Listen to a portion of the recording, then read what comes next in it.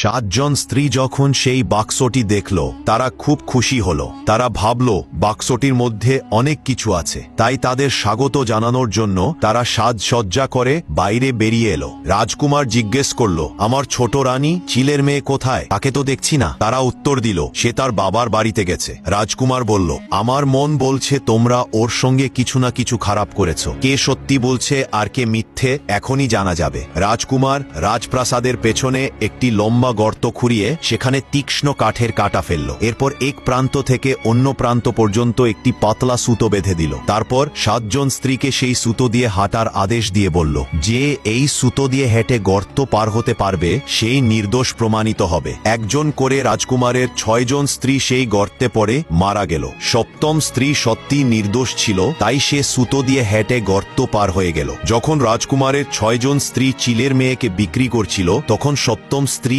রান্নাঘরে রান্না করছিল। সে এই ষড়যন্ত্র সম্পর্কে কিছুই জানত না। রাজকুমার কাঠের বাক্স থেকে চিলের মেয়েকে বাইরে বের করে আনলো এবং 2 জন স্ত্রীকে নিয়ে সুখের জীবন যাপন করতে লাগলো। 6 জন স্ত্রী তাদের কৃতকর্মের শাস্তি পেয়েছিল। এমন আরো গল্প দেখতে চাইলে অবশ্যই চ্যানেলটি সাবস্ক্রাইব করুন।